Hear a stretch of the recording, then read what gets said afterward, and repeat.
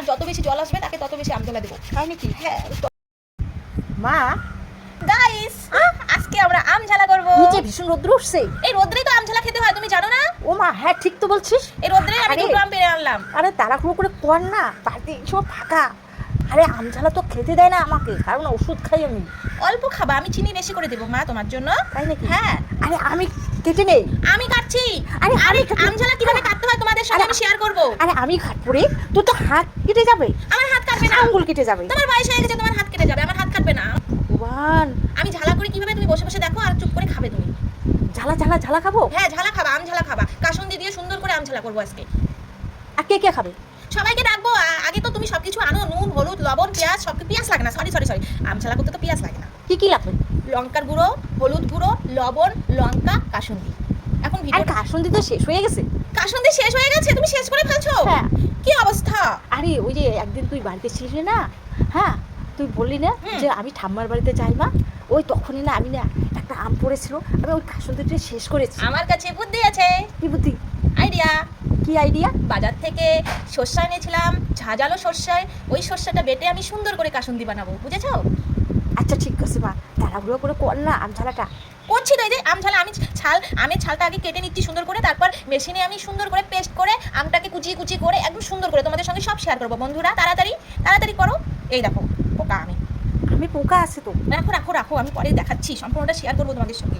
আরে ঠিক আছে, আমি রাখি তাহলে। হ্যাঁ মা, হ্যাঁ কি জল এসে গেছে। তোমার জিভে জল এসে গেছে? হ্যাঁ। কি দেখে? ওই যে টক টক টক। আমারও মা, কি বলবো, আমারও জিভে জল এসে গেছে। আমার বেশি এসেছে। তোমার বেশি? হ্যাঁ। তোমাকে বেশি করে দেবো তাহলে। তাই? হ্যাঁ, যার যত বেশি জল আসবে তাকে তত বেশি আমঝালা দেবো। তাই নাকি? হ্যাঁ। তবে আমাকে বেশি করে দিস মা।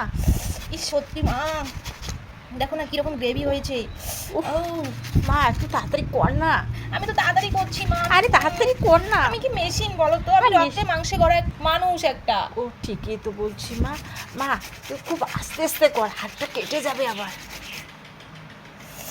হাতটা কেটে যাবে? হ্যাঁ, ওই টকের লোভে না আমি বলছি তাড়াহুড়ো করে কর, আস্তে আস্তে কর মা। আমি এখন বুঝতে পারলাম যে হাতটা কেটে গেলে আমি আর পরবর্তীতে আমঝালা খেতে পারবো না।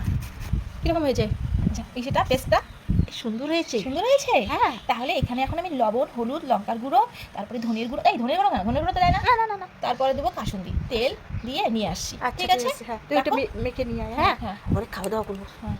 আমি সব কিছু নিয়ে এসেছি, আমের মধ্যে হলুদ গুঁড়ো লবণ কাঁচা লঙ্কা চিনি সব নিয়ে এসেছি। আর তুই কি করছিস মা, আমাদের দোকানের সমস্ত চিনিটা মনে ওখানে ঢেলে দিচ্ছিস। আর তোর বাবা আমার সঙ্গে রাগ করেছে, চিনি কি এত পিঁপড়ে খায়? তুমি তো বলেছো তোমাকে টক খেতে দেয় না, ওই জন্য আমি বেশি করে চিনি ওই এনেছি। আমার জন্য তো তুই কি দোকানেরটা ক্ষতি করবি? হ্যাঁ, দোকানের ক্ষতি আমি করিনি, মায়ের জন্য কি দোকানের কোনো জন্য ক্ষতি হয়? তা তো হয় না। তুই কতটা চিনি দিয়েছিস? এখানে 50 গ্রামের মতো চিনি আছে। হ্যাঁ, দুটো 50 গ্রামের চিনির দাম কত মা? 5 টাকা হবে। 5 টাকা হবে? ওই 5 টাকার তো আমার তো টক খেতে আমার লস হয়ে গেল। তাই বলে কি তোমাকে আমি টক খাওয়াবো? তোমাকে আমি আমটা মিষ্টি করেই খাওয়াবো। ও ঠিক আছে, বুঝলাম যে আমার জন্য অনেক চিন্তা করিস তুই।